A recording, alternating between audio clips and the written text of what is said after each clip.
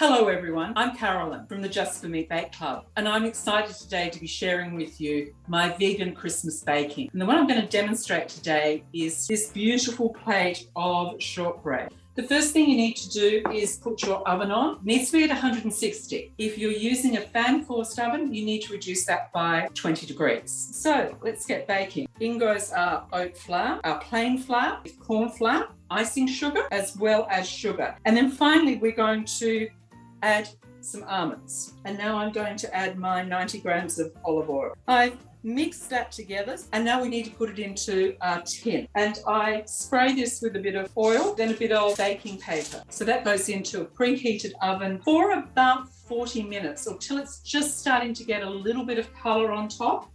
And so here we have it, warm from the oven, the beautiful shortbread. I've let this sit so it's firmed up a bit, cut it through, plate it up and enjoy.